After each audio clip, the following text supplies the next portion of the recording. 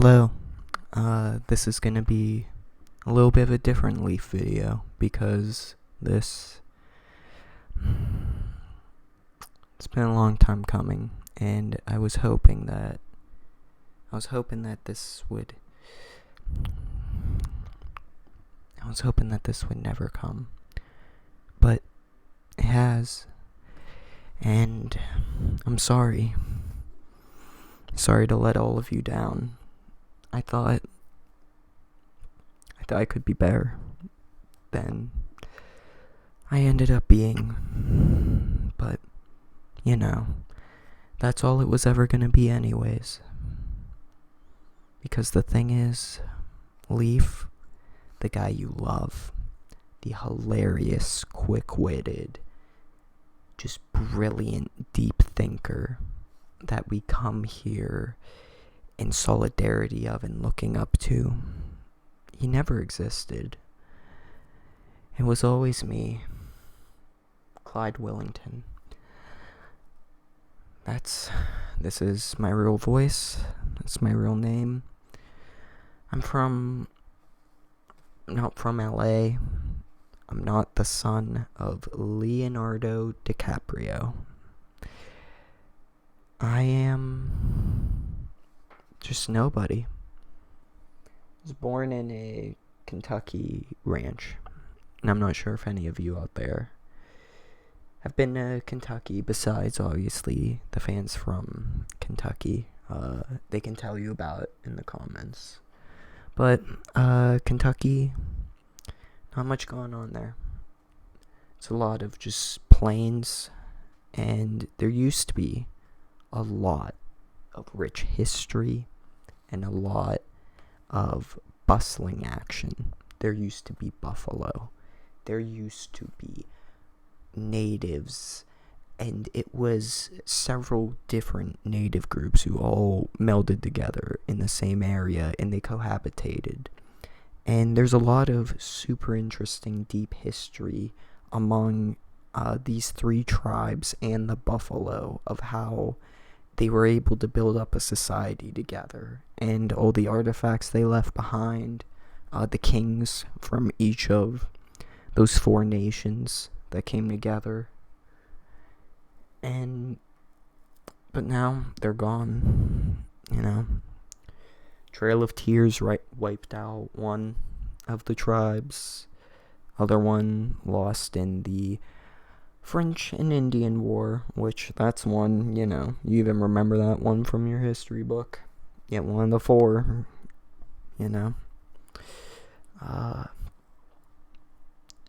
people came in, they killed all the buffalo. They killed the last Buffalo King, and it was horrible. And they cut down all the trees, all the structures that were there previously, demolished, overfarmed the land, and now it is nothing. It is less than the desert, it is less than the Arctic. It is a truly alien world because of just how empty and useless this land has become. And I went on that tangent because the end of it is, that is me. That is where I was born. That is where I was raised. And to a sad degree, I think you are the product of your environment and your genetics and your anthropology of the different cultural and religious groups that form your community. And the end result is that I've never really had any hobbies. I didn't know how to read till I was 29. I didn't know how to ride a bike because none of us had bikes. If we didn't have bikes, damn sure we didn't have no cars. Sorry. It's my accent seeping through. We'll get to that. And the thing is, you have to survive somehow. And I believe the brain copes with this by becoming more pragmatic by just not thinking, just living day by day. What's it matter? Why are you even thinking about tomorrow, kid? Get back out there. And that's how I lived, since the day I was born. Because if you try to imagine greater, all it will lead to is you realizing that is unobtainable. That my dreams are crushed the second that they spawn, because the action of creating a dream is the same action of realizing that that dream is unobtainable. And even though I lived this pragmatic lifestyle till I was 29, 30, deep down there was a part of me who wanted more, who wanted to go to Los Angeles, become something, maybe even make a YouTube channel, I knew that was out of reach. I thought I could maybe become a celebrity, maybe a funny guy role on some sitcom, maybe, producer, but YouTuber, come on. Don't even crush yourself thinking about that. And my mother, she was from Kentucky. She always was. We don't know her family lineage fully. I believe that she was probably a part of either the Buffalo tribe or the Syracuse, but she thinks she was from Europe, came later. But either way, her family has been in the Kentucky region since records date back, which is 8,000 years ago, about. And on my dad's side, he is from Madagascar. And that was super cool. He accidentally ended up in Kentucky when his car broke down on a visit. Ran out of funds, and he's stuck there. And call it fate, but, call a spade a spade. So even though I have these deep roots with the spirit of nothingness, of just working in the field, and you don't dream any more than you need to, because my dad was from this faraway place that he even barely remembered, these greater myths and legends became something that gave me inspiration and hope that there is this beautiful world out there, that it isn't just, the same farm fields anywhere you go.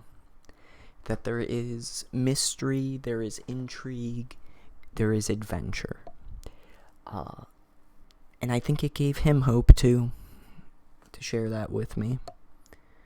But the problem is, I don't know if any of you guys live in Madagascar out there, because it's pretty rare to find someone who's from there. It is also a pretty barren land. There's no trees.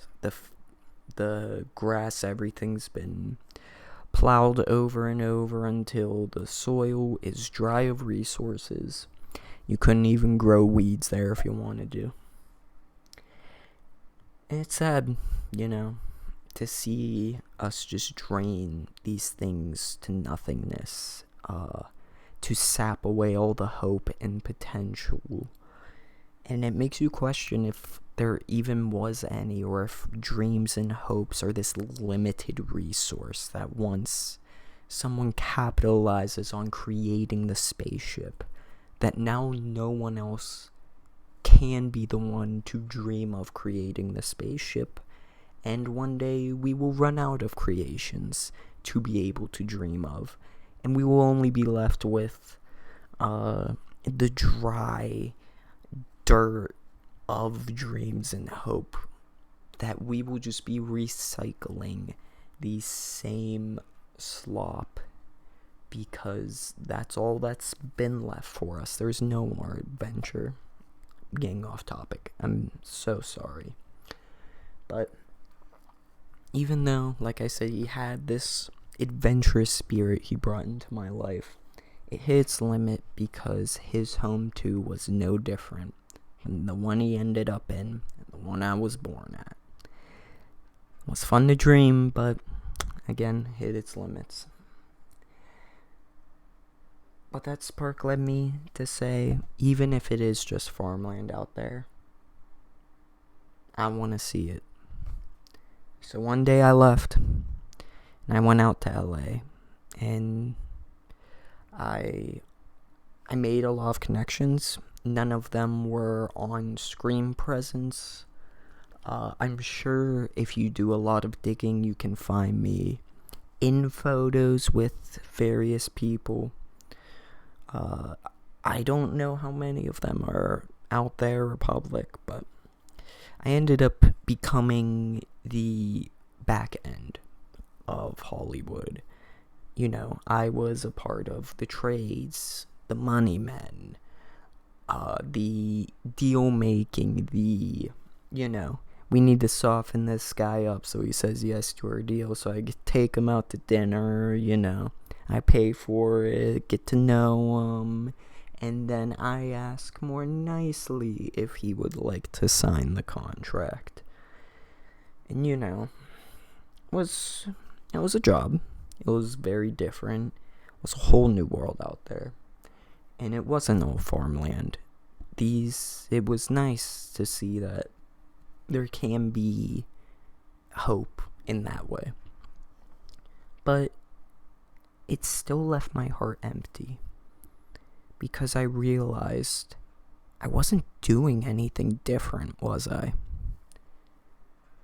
Out on the farmland, I was going out every morning, planting the seeds, checking if they need any water,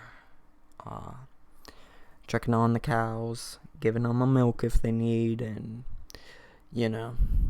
throwing some seeds and shit to the chickens. 'Cause they eat whatever the fuck you throw at them. Dirty birds. And I realized that lifestyle was no different than the one I was living in the big city. I was every morning waking up, I was going down and I was feeding the shitty chickens their shitty slop. By that I mean, I was going down there and those fat cat businessmen, I would give them their paychecks, I would give them their contracts, make them happy, shut up my bosses. And then I would go, I would check if any of my clients needed checked up on, so seeding and watering. And none of this was creative. None of this was transformative, and none of it was greater than any other baseline job. And that's tough. Why did I pick up my whole life and come here? Just to do the same thing. And then it doesn't answer the question still of, is it possible to create, to be a dreamer, to be something more? And so I started asking my connections, do you have any creative jobs open? Sorry, 1 sec, let me check my levels here. Leaf's a lot better at this than I am, managing all this. Alright, we're good. So the thing is, right, I would ask around, hey, is there any writer spots open? Is there any this or that? And I made a lot of friends in high places, you could say. So they'd say, sure, but let's give it a pilot run first, because I'm not putting my name out there unless I know, putting your name out there is going to pay me off. And I said, sure, And they'd say, well, give me something. Some of your writing, some of your creativity, some of your acting, whichever field I was trying. And the end result was always them speaking it plainly, speaking it nicely, but I know in their hearts they were saying, this is shit. And I knew it was, because it was shit. What did I have to offer? How could I have any creativity, anything to add, anything to say, any skill that was unique, when I have never had any input in that way? I've never had any practice in that way. I've never had any reason to think that way. This was starting from below square one, near the end. And there's no need, because it's impossible. That field is entirely locked out from me of any sort of creativity. It's not possible. Why would it be? It's the same with anyone. You know, you tell rocket scientists, right now, you think you could become a plumber. I mean, maybe if they went and learned it, but at age 60, 70, whatever, this old scientist is, by the time they're even done learning it, they would have the skills of a novice. And they would be so locked in on their old ways that it would be harder to teach them. It would be harder to sink in the new information. And the end result is they would probably be less than that of a novice. And it would just be impossible for them to ever reach any comparable skill to a good plumber. Because it's too late. They've never had the ideas for it, the skills for it, the interest for it, the practice for it, nothing. And it's the same with creativity. It's horrible. It's absolutely awful that so many of us out there also feel the same way I do. I'm sure there's lots of places around the US and Asia, South America, Europe, all 6 of the continents, Australia, Antarctica, any viewers around the world, that these places are barren wastelands of nothingness. Do you think in, Poland, you think in Poland these people are so high-tech and pushing towards the future? No, they're just like us. They're just like everyone else, going out and working on our farms with no way to ever even have a chance to learn what thinking creatively is. And it's horrible. It's sad. We're locked out.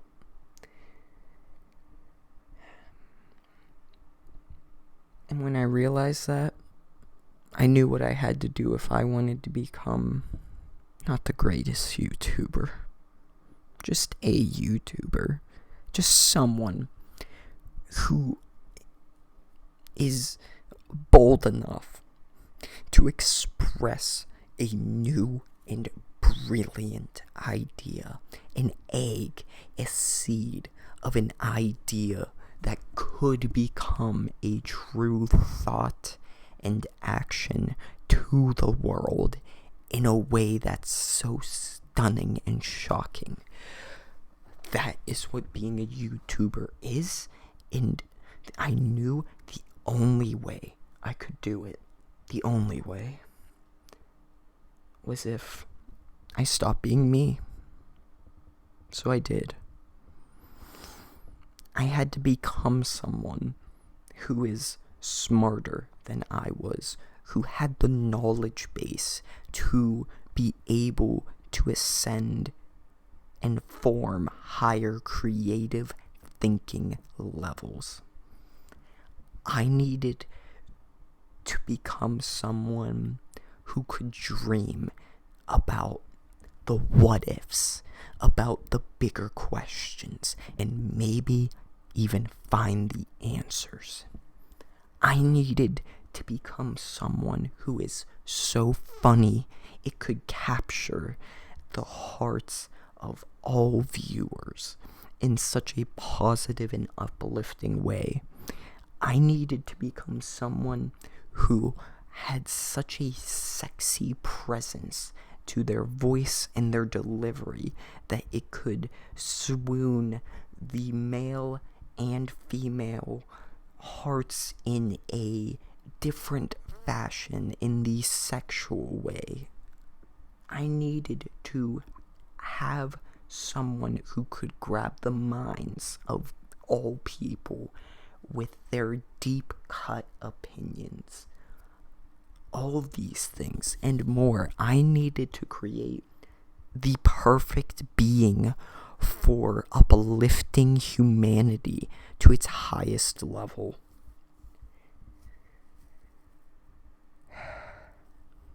Because the only way to be a YouTuber is to fully understand the human condition in all forms in order to uplift it.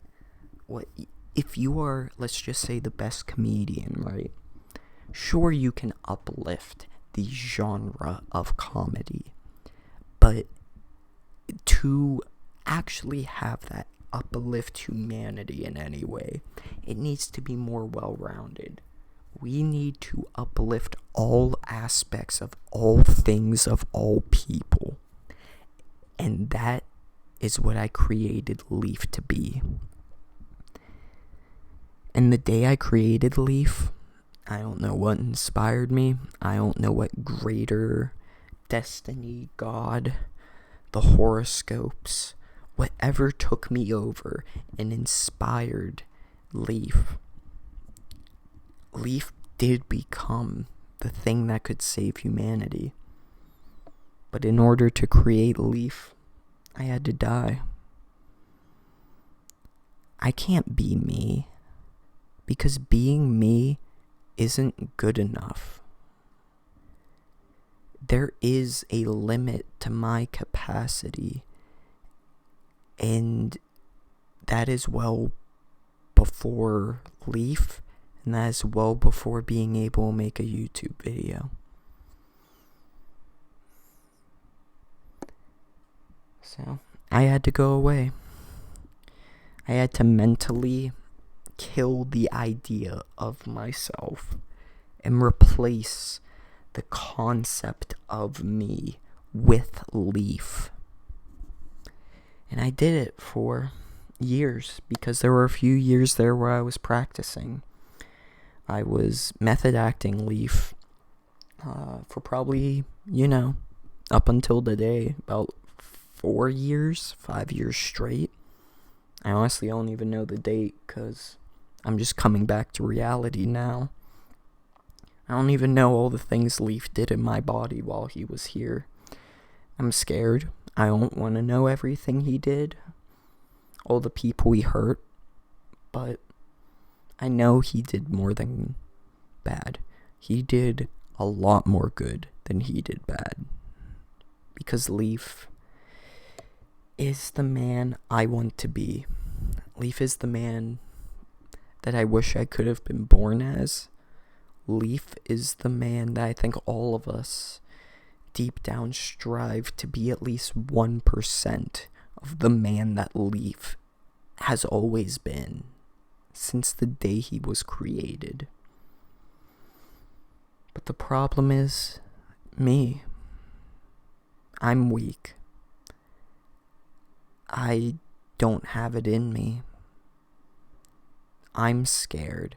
I'm not creative. I get tired. I am not Leaf, because he is all those things. Leaf could keep doing YouTube forever. Leaf could change the world. He could cure cancer. Leaf could end world hunger. He could do it all with a smile, and never once doubting himself, never sleeping, never once taking a break, and only doing it for kindness of others. I love you, Leaf.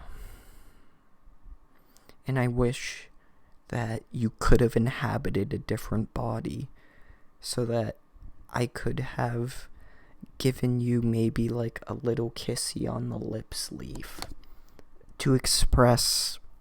I'm sorry, I just want to express how much I care about Leaf. Alright, like, I don't have a crush on Leaf, okay?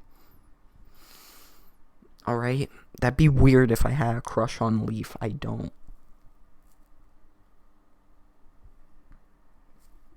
But let's finish this out here. The point is, I'm too weak to be able to keep doing this. And so I've decided it is time to kill Leaf.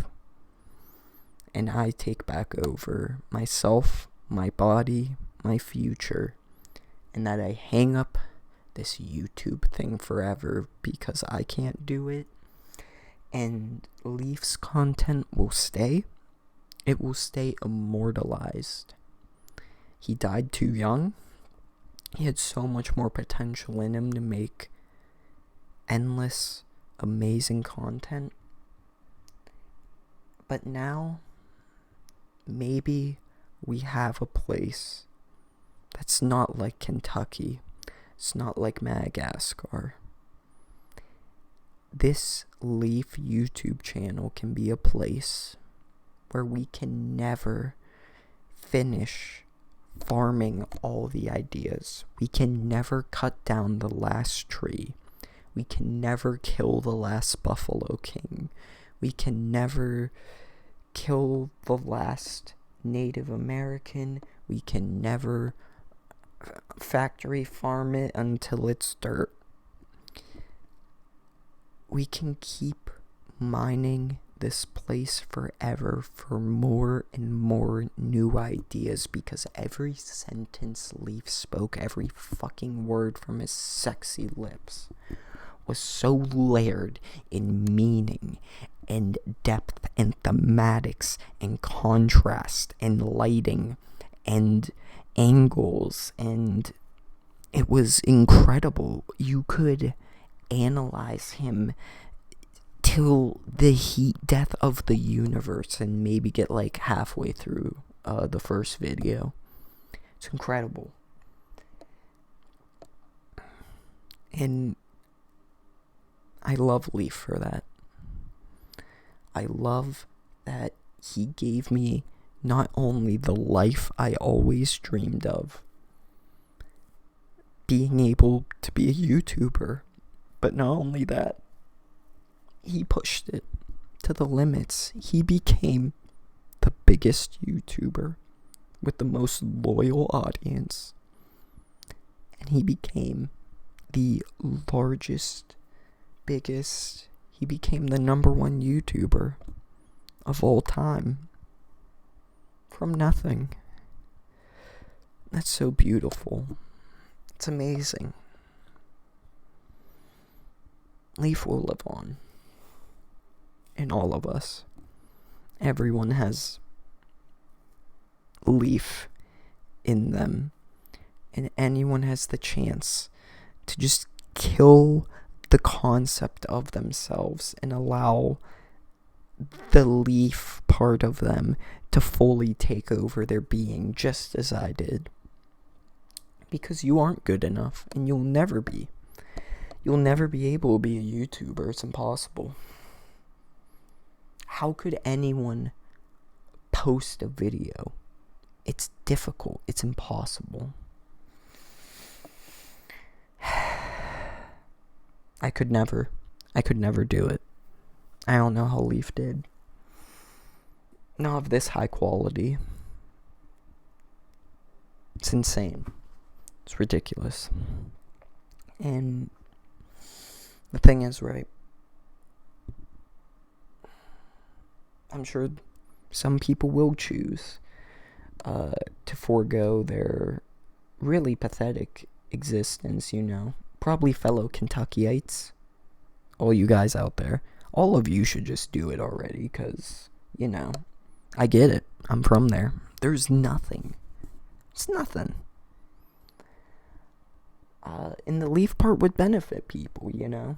So, give up yourself. You have nothing to offer in that way, being from this small Kentucky town. Become one with Leaf, and maybe one day Leaf will be able to, like a parasite, but like a good one. What's a good parasite? Like one of them face huggers. He can spread throughout all the earth and take over all people. Because that's the goal here. Is we forget about our pathetic upbringings, our history, because those things are useless. Why would you want them? They're boring. Does anyone want to hear about you went to the store today? No. Leaf is the one who has the real ideas, okay? Who cares about what you think about a topic? Why would anyone? Leaf is the one who has the deep, real, studied opinions, peer-reviewed. Who cares about your non-peer-reviewed opinions? What you think, oh, something funny happened at work today. You think anyone cares? Really? At, like, what will you work at? Walmart? Target? I don't know. A barn? You think anyone cares? You know what Samantha said to you at work? No. No. Because it's not important. It never was. And it never should be. Because it isn't. So all of us together, this is a call to all of you to pick up and carry on with the work that I was too weak to finish. And that is to recognize that you're useless, you're pointless, you never had anything within you besides becoming someone else who isn't you. Because you can't do it, and I can't. I can't even finish being Leaf. I had to give up. But hopefully you guys can. You guys can move on from being who you are and become someone different, who's cooler and smarter and more interesting. So, I hope to see many different Leaf channels out there now, and all of them the same as this one, because that'd be beautiful.